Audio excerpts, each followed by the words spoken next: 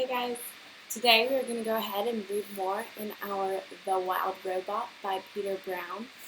Last time we left off, we ended at chapter 6, where our wild robot Roz had just gotten over the sea cliffs and down to the soft part of the island. So we're going to begin today on chapter 7, The Wilderness. Animal sounds filled the forest. Chirps and wing beats and rustlings in the underbrush.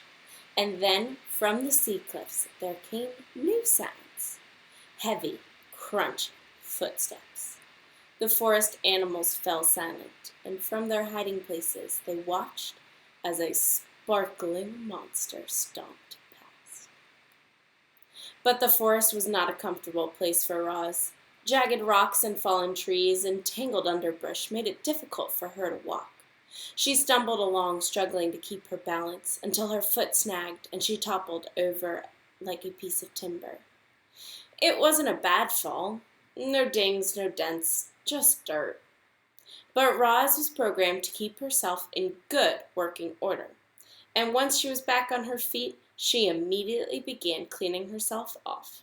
Her hands darted around her body, quickly brushing and picking off every speck of dirt. There's our robot Roz in the forest, or in the jungle. Only when the robot was sparkling again did she continue through the forest. Roz stumbled until she found a patch of ground that was flat and open and carpeted with pine needles.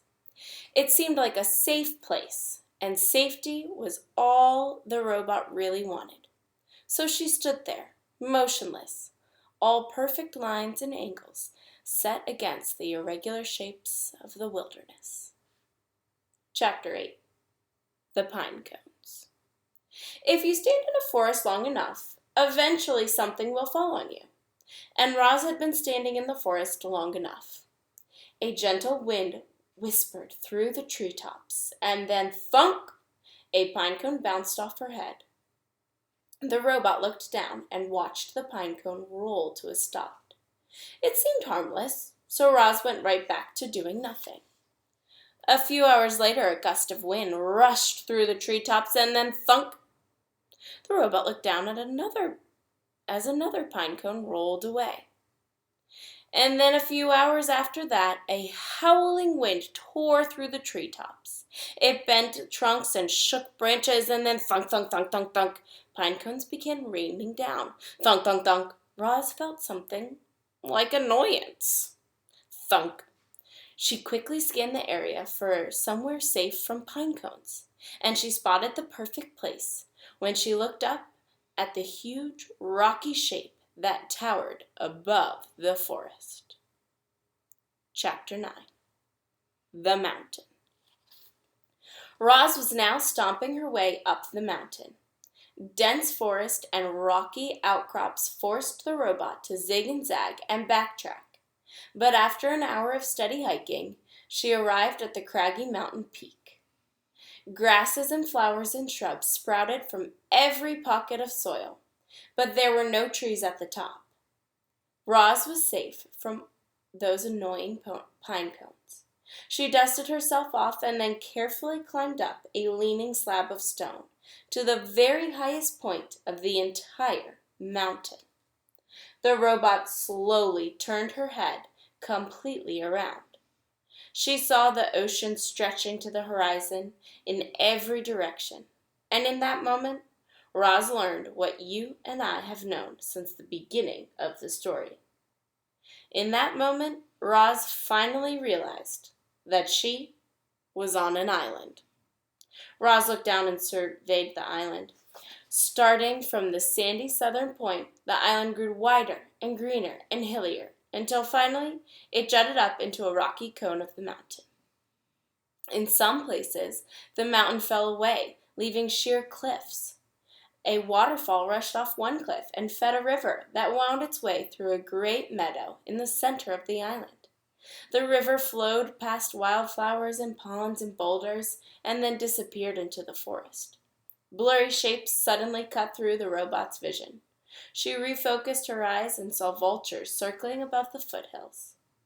Then she noticed lizards warming themselves on a distant rock. A badger peeked out from a berry bush. A moose waded through the stream.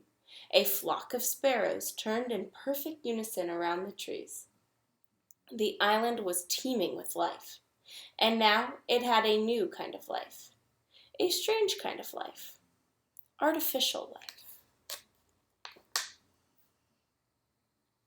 That's our robot Roz standing on top of the mountain.